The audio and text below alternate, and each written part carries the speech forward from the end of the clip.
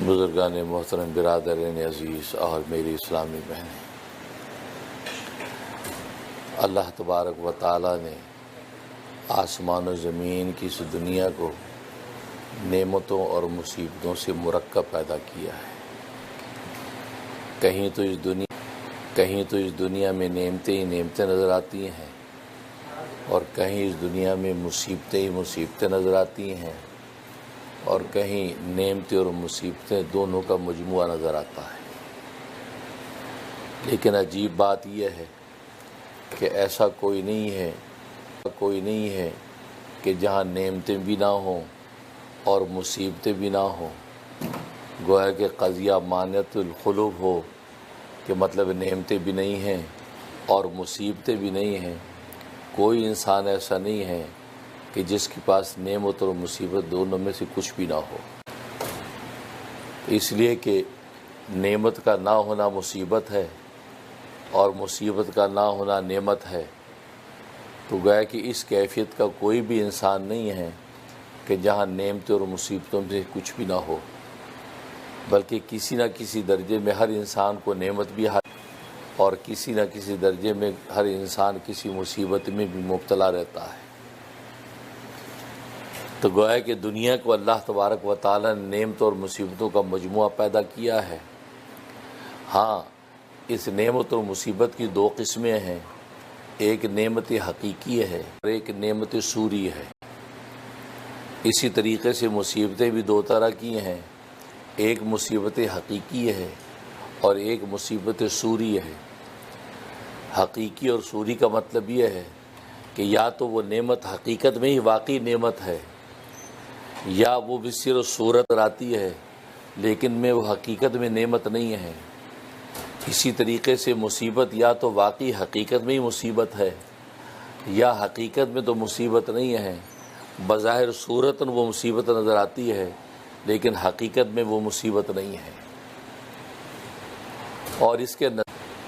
اور اس کے نظائر تاریخ کے اندر بھرے پڑے ہیں۔ خود انبیاء اکرام علیہم الصلاۃ والسلام کی زندگیوں میں اس کے نظائر موجود ہیں۔ جیسے حضرت ایوب علیہ الصلاۃ والسلام پر کتنی طویل ترین بیماری نازل ہوئی، بظاہر وہ ساری کی ساری صورت وہ صورتاً مصیبت نہیں تھی، وہ صورتاً تو ایسا لگتا تھا کہ حضرت ایوب علیہ الصلاۃ والسلام پر ایسی خطرناک بیماری طویل ترین عرصے کے لیے ڈال دی گئی ہے اور وہ ایک بہت بڑی مصیبت میں مبتلا ہے، لیکن یہ مصیبت یہ صورتاً مصیبت تھی، حقیقت میں مصیبت نہیں ہے۔ دوسری طرف فرعون کو دیکھو، اس کو اللہ تبارک و تعالی نے کیسے دولت و ثروت کے خزانے دے رکھے تھے، عہد اور اقتدار کی قوتیں دے رکھی تھیں، طاقت کے ذخیرے دے رکھے تھے، لیکن بظاہر وہ نعمتوں میں نظر آتا ہے لیکن حقیقت میں وہ نعمتوں میں نہیں ہے، وہ مصیبت میں ہے۔ وہ صورت نعمت نظر آتی ہے لیکن حقیقت میں وہ نعمت نہیں ہے، وہ مصیبت ہے۔ تو گویا کہ بالکل اسی طریقے سے نعمت اپنی حقیقت کے اعتبار سے بس اوقات ہوتی ہے اور بس اوقات مصیبت اپنی حقیقت کے اعتبار سے ہوتی ہے۔ وہ ظاہری صورت پر فیصلہ کرتا ہے، جیسا کہ خود فرعون نے حضرت موسیٰ علیہ الصلاۃ والسلام کے بارے میں فیصلہ کیا تھا کہ اے موسیٰ، تو مجھے دیکھ اور اپنے آپ کو دیکھ، اور میرے یہ جو کارندے یہاں پر بیٹھے ہیں دربار کے اندر، ان کو دیکھ، انہوں نے سونے کے کنگر پہنے ہوئے ہیں، سونے کی تاروں کے لباس پہنے ہوئے ہیں، کتنے بڑے بڑے مالدار قاصد ہیں یہ سب میرے، اور تو اللہ کا قاصد اگر بن کے آیا ہے تو اللہ تو بہت مالدار اور طاقتور ہے، لیکن تیری حالت دیکھو، تیرے پاس نہ سونے کے کنگن ہیں، غریب اور مفلس نظر آتا ہے۔ اس کا مطلب ہے کہ یا تو اس اللہ کا نمائندہ نہیں ہے، اور اگر ہے تو پھر تیرا اللہ غریب ہے، لیکن مجھے دیکھ، میں خزانوں کا مالک ہوں، تو میرے نمائندے دیکھو کتنے مالدار ہیں۔ تو اس نے چونکہ سطحی ذہن سے یہ بات دیکھی اور یہ فیصلہ کر دیا کہ میں مالدار ہوں، میرے نمائندے مالدار ہیں، اور یہ موسیٰ علیہ الصلاۃ والسلام اور ہارون علیہ الصلاۃ والسلام یہ مفلس نظر آتے ہیں، یہ جن کے نمائندے بن کے آئے، یا تو نمائندہ غلط بیانی کر رہا ہے یا پھر ان کا خدا بھی مالدار نہیں ہے۔ تو یہ فیصلہ کر دیا جیسے خود قارون نے اپنی مال و دولت کو دیکھ کے یہ سمجھا میں نعمتوں میں ہوں، مجھے جو نعمتیں حاصل ہے وہ کسی کو حاصل نہیں ہیں، اور لہٰذا موسیٰ علیہ السلام سے اس نے تکبر کیا اور کہہ دیا کہ یہ مال تو میں نے عقل سے اپنی فطانت سے یہ سارا کا سارا مال جمع کیا ہے، لہٰذا جو ہے وہ اس میں سے میں تمہیں کوئی حصہ نہیں دوں گا، یہ زکوٰۃ کے نام پہ تو میرا مال بٹورنا چاہتا ہے۔ اس نے بھی اپنے آپ کو بظاہر یہ سمجھا کہ میں بڑی نعمتوں میں ہوں، لیکن حقیقت میں وہ صورتاً تو نعمت تھی، لیکن حقیقت میں نعمت نہیں تھی، حقیقت میں اس کے حق میں مصیبت اور وبال تھا۔ تو بالکل اسی طریقے سے کتنے واقعات تاریخ کے اندر آپ کو نظر آتے ہیں کہ جس میں بظاہر ایک ہی شخص نعمتوں میں نظر آتا ہے لیکن حقیقت میں وہ مصیبتوں میں ہے، بظاہر ایک شخص مصیبتوں میں نظر آتا ہے لیکن حقیقت میں وہ نعمتوں میں ہے۔ تو معلوم یہ ہو کہ اس کا مدار کیا ہے، حقیقت میں وہ نعمتوں میں ہے، تو معلوم یہ ہو کہ اس کا مدار کیا ہے، کہ کون شخص نعمت میں ہے، کون شخص مصیبت میں ہے، اس کا مدار ایک ہی ہے، اور وہ مدار یہ ہے کہ نعمت اسے کہتے ہیں، وہ کیفیت اور حالت کو نعمت کہتے ہیں کہ جس کیفیت اور حالت میں انسان اس نعمت دینے والے بس اگر وہ نعمت دینے والے کو یاد رکھتا ہے، اس کے ساتھ اس کا تعلق استوار ہے، تو یہ جو نعمت ہے یہ حقیقی نعمت ہے، یہ صورتاً نعمت نہیں ہے۔ اور اسی طریقے سے مصیبت کسے کہتے ہیں؟ مصیبت اس حالت اور کیفیت کو کہتے ہیں کہ جس میں انسان اللہ کی نعمت دینے والے کی نعمتوں سے نعمت دینے والے کو بھول جاتا ہے، نعمت دینے والے سے غافل رہتا ہے، تو یہ جو کیفیت یہ مصیبت کی کیفیت ہے۔ تو گویا کہ بنیاد ایک ہی نکلی، یعنی اللہ تبارک و تعالی جو نعمتیں دینے والا ہے، اگر اس منعم کو بندہ یاد رکھتا ہے تو یہ نعمت حقیقی نعمت ہے۔ اگر مصیبت ہے اور مصیبت میں بھی وہ اپنے اللہ کو یاد رکھتا ہے تو یہ صورت مصیبت ہے، حقیقت مصیبت نہیں ہے۔ تو گویا کہ مدار یہ نکلا کہ یہ بندہ اپنے خدا کو کتنا یاد رکھتا ہے۔ چنانچہ ایوب علیہ السلام پر جو آفت آئی، جو آزمائش آئی، مصیبت میں بھی وہ اپنے اللہ کو بھولے نہیں ہیں، اپنے اللہ کو یاد رکھا ہے۔ لہذا آپ کی وہ جو مصیبت ہے وہ صورتاً تو مصیبت ہے لیکن حقیقت میں مصیبت نہیں ہے، اس لیے کہ کہنے والوں نے جب یہ کہا کہ ایوب ایسی بیماری تجھ پر اور سالہ سال گزر گئے ہیں، تیرا اللہ تجھے صحت اور شفا نہیں دیتا تو اللہ سے دعا تو کر۔ تو حضرت ایوب علیہ السلام نے فرمایا کہ جس اللہ نے مجھے 40 سال تک صحت و تندرستی عطا کی، اب اگر وہ مجھے 40 سال تک بیماری کے اندر رکھے، اب حساب جب برابر ہوگا، اب اللہ سے میں صحت مانگوں تو مجھے شرم نہیں آئے گی، اللہ سے شرم آتی ہے، کیونکہ جان اس کی ہے، مال اس کا ہے، سارا کچھ اس کا ہے، اس نے اپنے لطف سے مجھے عطا کیا اور میں نے آرام اور راحت کی زندگی گزاری، اب اسی کی طرف سے یہ مصیبت آئی ہے تو مجھے اسی طرح برداشت کرنا ہے جیسے میں نے نعمت سے لطف اٹھایا تھا۔ تو گویا کہ اس مصیبت میں بھی اس نے اپنے اللہ کو یاد رکھا، تو معلوم ہی ہوا کہ نعمت کا مدار اللہ تبارک و تعالیٰ کے تعلق کے ساتھ ہے۔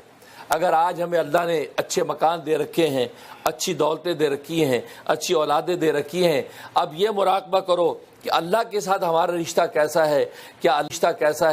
کیا اللہ کا منادی جب ہمیں نماز کے لیے پکارتا ہے تو اللہ کے دربار میں ہم جانے کو تیار ہوتے ہیں؟ جب اللہ یہ کہتا ہے کہ جو رزق میں نے تمہیں دے رکھا ہے صبح شام، اب میں ہی تمہیں کہتا ہوں کہ میرا دیا رزق کو تم کھانا نہیں ہے، صبح سے شام تک تمہیں بھوکا رہنا ہے، تمہیں پیاسا رہنا ہے، خواہشوں سے دور رہنا ہے، تو کیا یہ جذبہ ہے کہ ہم اللہ کے لیے وہ قربانی دے دیں؟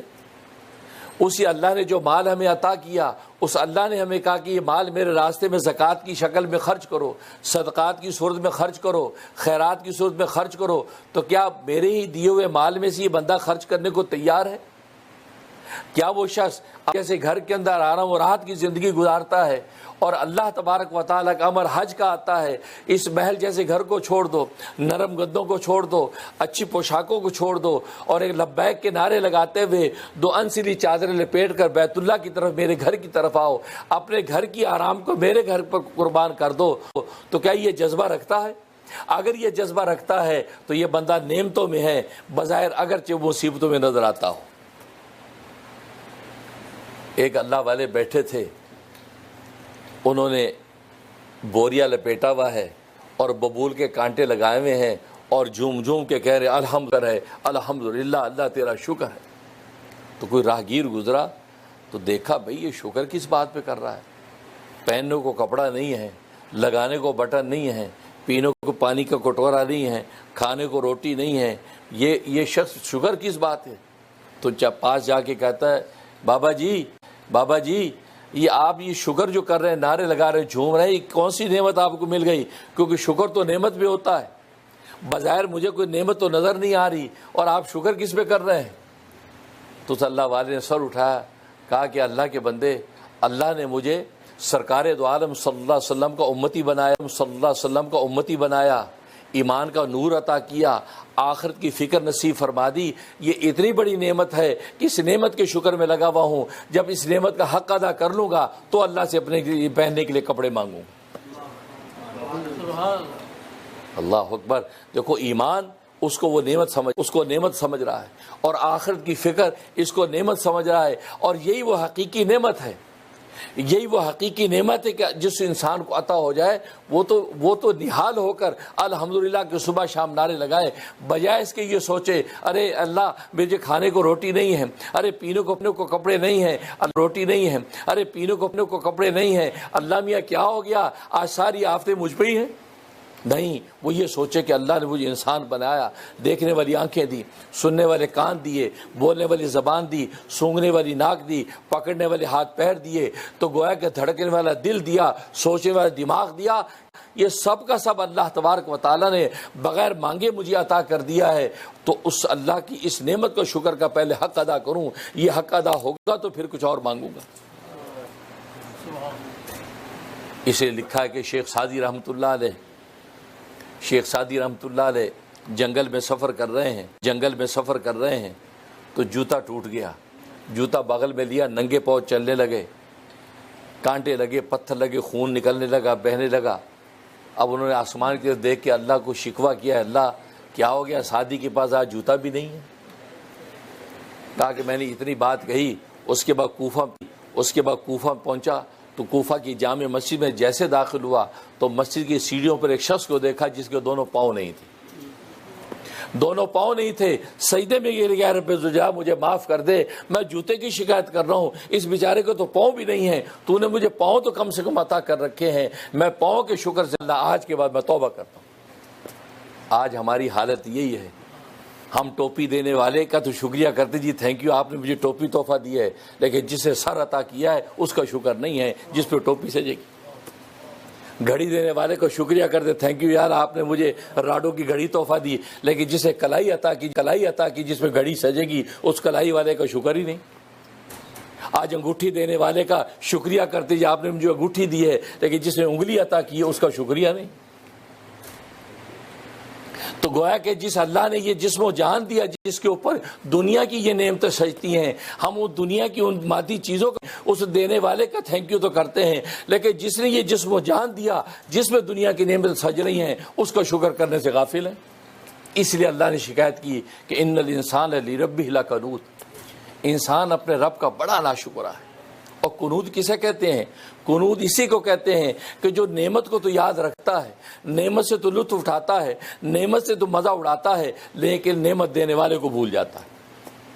اور آج اس لیے ہم سب قنوت نظر آتے ہیں، نعمتوں سے لطف اٹھا رہے ہیں، لیکن نعمت دی کس نے ہے؟ کھانا کھایا، جھوم جھوم کے کھا رہے، واہ کیا قورمہ بنا یار، مزہ آ گیا، کیا بریانی، واہ واہ کمال کر دی، کیا کھیر بنی، کمال کر دی، کیا کھیر بنی، کیا پھرنی بنی، لیکن جس نے یہ نعمت عطا کی اس کا شکریہ نہیں۔ اس لیے تو حدیث میں آتا ہے، صحیح مسلم کی حدیث ہے کہ جب بندہ بسم اللہ الرحمن الرحیم پڑھ کے کھانا شروع کرتا ہے اور کھانا کھاتا ہے، اس کا لطف اٹھاتا ہے، اور آخر میں کہہ دیتا ہے الحمدللہ منی ولا قوہ، فرمایا جب آخر میں یہ کہہ دیتا ہے تو غفر له ما تقدم من ذنبہ، اللہ اس کے سارے کے سارے گناہ معاف کر دیتے۔ یعنی سوچئے، کھانے سے تو ہم نے اپنی بھوک مٹائی، اللہ بھوک مٹانے کے ساتھ ساتھ گناہ بھی مٹا دیتے ہیں۔ صرف کام چھوٹا سا کرنا ہے، کھانے سے پہلے بسم اللہ پڑھ لی۔ بسم اللہ پڑھنے کا مطلب یہ ہے اپنے اس منعم کو یاد کر لیا جس نے یہ کھانا عطا کیا ہے، یاد کر کے بسم اللہ پڑھ کے گویا کہ آپ نے اسے اجازت لے لی، اے رب کریم اجازت ہے اب یہ کھانا کھا لیں، تیری یہ لطیف نعمت سے لطف اٹھا لیں۔ اجازت ہوگی کھا لے، بسم اللہ، کھانا کھایا، لطف اٹھایا، جم جم کے کھا رہا ہے، اور آخر میں کہتے ہیں الحمدللہ یا اللہ تیرا شکر ہے تو نے اتنا لذیذ کھانا عطا کیا۔ بھائی اتنی سی کیفیت پر اللہ تبارک و تعالیٰ گناہوں کو معاف کر دیتے، حالانکہ ہم نے اپنے مطلب کے لیے کھایا، مطلب کے لیے پیا، اپنی پیٹ کا جہنم میں ٹھنڈا کیا، لیکن اللہ تبارک و تعالیٰ کی یہ ادا اتنی اچھی لگی، پہلے مجھے پوچھ لیا اور آخر میں شکریہ کر لیا، اللہ کہتے ہیں اس کے گناہ بھی معاف کر دو۔ تو کہنے کا مقصد یہ ہے کہ اللہ تبارک و تعالیٰ پر اتنا چاہتے کہ بندہ بس منعم کو یاد رکھے۔ صحیح حدیث میں آتا ہے کہ دو مسلمان بھائی جب ایک دوسرے سے ملاقات کرتے ہیں اور پھر اللہ کے لیے ملتے ہیں، کوئی مفاد نہیں، اللہ کے لیے ملاقات کرتے ہیں، فرمایا مسافہ جب کرتے ہیں ابھی وہ جدا نہیں ہوتے کہ اللہ تبارک و تعالیٰ دونوں کے گناہ معاف کر دیتے۔ اب دیکھیے ہم ملنا ملانا ہماری دنیا کی ایک معاشرت ہے، اس لیے ہم ملاقاتیں کرتے ہیں، لیکن فرمایا ملنے میں نیت یہ کر لو تاکہ مسلمان بھائی سے میں ملاقات کروں، میرا ان بھائی سے میں ملاقات کروں، میرا اللہ راضی ہو جائے۔ تو اللہ تبارک و تعالیٰ فرماتے ہیں کہ میں ایسا راضی ہوتا ہوں ان دونوں کے گناہوں کو بھی معاف کر رہا ہوں۔ تو یہ سارے کے سارے اعمال میں بس یہی اللہ کو یہی ہے کہ نعمتوں سے لطف اٹھاؤ لیکن مجھے یاد رکھو۔ لیکن آج ہماری حالت یہ ہے کہ نام تو ہمارا عبد اللطیف ہے لیکن ہم عبد اللطف بنے، لطیف کو یاد رکھے، نعمت کا لطف اٹھاتے ہیں لیکن جسے یہ نعمت میں لطف ڈالا ہے اس لطیف کو بھول جاتے ہیں۔ اس لیے اللہ فرماتے ہیں کہ یہ بندہ بڑا کنود ہے، مطلب یہ کہ یہ نعمت کو تو یاد رکھتا ہے، نعمت دینے والے کو بھول جاتا ہے۔ بس اتنا ہی سبق ہے مومن بندے کو، نعمت کا لطف اٹھانے کے ساتھ نعمت دینے والے کو یاد دیکھو، نعمت کا لطف اٹھانے کے ساتھ نعمت دینے والے کو یاد رکھو، بسم اللہ پڑھ لو، بعد میں الحمدللہ کہہ لو اور شکریہ اس کا کر لو۔ اللہ تبارک و تعالیٰ جسم کی تقاضے پورے کرنے کے ساتھ ساتھ اللہ روح کے تقاضے پورے کر کے اس کو پاک کر دیتا ہے۔ اس لیے فرمایا کہ شکر نعمت، تو نعمت کا شکر یہ اثر، یہ وہ نعمت ہے کہ جو کسی نصیب والے کو نصیب ہوتی ہے کہ جب انسان کھاتا ہے، پیتا ہے، جاگتا ہے، اٹھتا ہے، بیٹھتا ہے، ہر وقت خدا کو یاد کیا، اللہ تیرا شکر ہے تو نے زندہ سا مجھے جگا دیا۔ تبھی تو حکم ہے جب سوتا ہے تو دعا پڑھتا ہے اللہم بسمک اموت واحیا، اے اللہ میں تیرے نام سے مرتا ہوں، تیرے نام سے جیتا ہوں، تیرے نام سے جیتا ہوں۔ کیونکہ نیند جو ہے وہ گویا کہ ایک مرنے کی کیفیت ہے، نیند میں اس کو بالکل خبر نہیں کیا ہو رہا، سو گیا، اللہ کے نام پہ سو گیا۔ اب صبح کو اللہ نے اس کو جگا دیا، اب اٹھتے کہتا ہے الحمدللہ الذی احیانا بعد ما اماتنا والیہ النشور، تمام تعریف ہے اس اللہ کے لیے جسے مارنے کے بعد دوبارہ زندہ کر دیا، دوبارہ زندہ کر دیا۔ اور بالکل اسی طریقے سے جو چھوٹی چھوٹی یہ زندگیاں اور موتیں نیند کی حالت میں ہم دیکھتے ہیں، وہ الیہ النشور، ایک بہت بڑی یہ زندگی موت آئے گی کہ مرنے کے بعد اسی کی طرف لوٹیں گے، وہاں جمع ہو جائیں گے حشر کے اندر۔ بس اتنی سی بات کہتا ہے تو اللہ تبارک و تعالیٰ ہے گویا کہ اس کے گناہ بھی معاف ہو رہے ہیں۔ بس یہی سبق ہے، یہی سبق ہے۔ بس نعمت کے ساتھ نعمت دینے والے کو یاد رکھو۔ بسم اللہ سے کھانا شروع کیا اور الحمدللہ پہ ختم کیا، بسم اللہ کر کے سوئے، الحمدللہ کر کے اٹھے، کیونکہ قدم قدم پر اس نعمت کو یاد، منعم کو یاد میں اللہ تبارک و تعالیٰ اس کو قنوت کے فہرست سے نکال دیتا ہے کہ یہ بندہ واقعی بندہ مجھے یاد رکھتا ہے، یہ مجھ سے غافل نہیں۔ اور اللہ کو غفلت پسند نہیں ہے کہ نعمت سے لطف اٹھائیں اور نعمت دینے والے کو بھول جائیں، یہ اللہ تبارک و تعالیٰ کو گوارا نہیں۔ تو اس لیے ایک نعمت حقیقی ہے اور ایک نعمت سوری ہے۔ تو یہ مراقبہ کرو صبح شام بیٹھ کے کہ اللہ نے مجھے جو نعمتیں دے رکھی ہیں، یا یہ حقیقت میں نعمتیں ہیں یا ایسے گویا کہ اس کی شکل نعمتوں کی ہے۔ جب آپ سوچیں گے، آپ کہ نہیں میں تو نماز بھی پڑھ لیتا ہوں ٹوٹی پھوٹی، میں تو روزہ بھی ٹوٹا پھوٹا رکھ ہی لیتا ہوں، میں تو اپناتا ہوں، کچھ اللہ کی یاد میں ہوں مصروف، سمجھو کہ انشاءاللہ میری نعمتیں حقیقی نعمتیں، یہ صرف ایک شکل نہیں ہے۔ اگر کوئی مصیبت آ گئی تو فوراً مراقبے میں جاؤ کہ یہ مصیبت مجھ پہ آئی، کیا اللہ سے میرا تعلق کیسا ہے، نبی کی سنتوں کے ساتھ میرا رابطہ کیسا ہے، سوچا کہ نہیں بھی اللہ کے نبی کی سنتیں بھی ٹوٹی پھوٹی پوری کرتا ہوں، نمازیں بھی پڑھتا ہوں اور کوئی ایسی چیز بھی نہیں کرتا جسے اللہ کے حبیب ناراض ہوں، تو انشاءاللہ یہ صورتاً مصیبت ہے، حقیقت میں مصیبت نہیں۔ اس کیفیت پر بھی اللہ کو شکر کرے۔ لیکن اگر دیکھیں کہ نہیں بھائی یہاں تو شریعت کے حکموں کو بھی میں توڑتا ہوں اور نبی کی سنتوں کو بھی پامال کرتا ہوں، اب مجھ پہ جو مصیبت آئی ہے یہ پھر صورتاً مصیبت نہیں، حقیقت مصیبت ہے۔ ایک اللہ والے مسجد سے نکلے اور اپنے گھر میں داخل ہوئے. گھر میں گئے تو گھر والی سے کہا کہ بھلی مانس ذرا ٹھنڈا پانی پلا. ظاہر اس وقت کا ٹھنڈا پانی تو گھڑے کے اندر پڑا ہوا ٹھنڈا پانی ہوتا, فری کا زمانہ تو تھا نہیں. تو اس اللہ کی بندی نے کہا آپ خود اٹھ کے پی لیں, میں ذرا کام میں ہوں. اب اتنی بات سنی تو گھر سے مسجد میں آ کے رومال سر پہ آ کے رونے لگے, رو رہے زارو قطار رو رہے. اب جو مریدین تھے وہ بڑے حیران ہوئے کہ حضرت گھر میں گئے, گھر سے آ کے یا رو رہے, خیریت تو کیا معاملہ ہے. اب جب افاقہ ہو تو کہا حضرت خیریت ہے, سب گھر میں سب ٹھیک ہے. کہتے ٹھیک ہے, تو آپ رو کیوں رہے. اور پھر گھر گیا تو گھر میں نے اپنی اہلیہ سے کہا کہ پانی پلا. اس نے کہا کہ میں ذرا کام میں اٹھ کے خود پی لو. تو میں نے یہ سوچا کہ میری اہلیہ جو 40 سال سے میرا ساتھ ہے اور اسے کبھی سرے منہ انحراف کبھی میری حکم عدولی نہیں کی, آج مجھے سے پانی دینے سے انکار کیوں کیا. میں نے سوچا یہ تو میرے محتاط ہے, میں جس کا محتاط ہوں, میں نے کہ اس کا کوئی حکم تو نہیں توڑا, میں نے کہ اس کو تو کہیں ناراض نہیں کیا, میں نے اس کا کوئی امر تو جب وہ ادھر ادھر نہیں کیا. تو میں نے غور کیا تو مجھے پتہ چلا میں جب آج مسجد سے نکلا تھا تو سنت کے مطابق جوتا نہیں پہنا تھا. اس کا وبال یہ ہوا کہ اللہ تبارک و تعالی نے میرے محتاط کو میرا مخالف کر دیا. فرمایا کہ یہی ہے کہ پیارے نبی کی سنتوں کو جب ہم پورا کرتے چلے جاتے ہیں, کیونکہ نبی ہمارے سر کے تاج ہیں, اپنے تاج کی جب آپ نے فکر کی تو اللہ تبارک و تعالیٰ آپ کے محتاطوں کا آپ کا تابع کر دیتے. اللہ سے دعا ہے کہ اللہ تبارک دین حق پر چلنے کی توفیق عطا فرمائے. اور جب مصیبت نعمت آئے, کیونکہ دنیا نعمت مصیبت کا گھر ہے, تو پریشان نہ ہو. سب سے پہلے مراقبے میں چل کے غور کرو کہ اللہ سے تعلق کیسا ہے. استوار ہے تو کوئی پرواہ نہیں ہے, اگر استوار نہیں ہے اب فکر کی ضرورت ہے. 2 رکعت نماز توبہ کے لیے سجدے میں گر جاؤ, اللہ معاف کر دیں. اللہ تبارک و تعالی عمل کرنے کی توفیق عطا فرمائے. وآخر دعوانا الحمدللہ رب العالمین.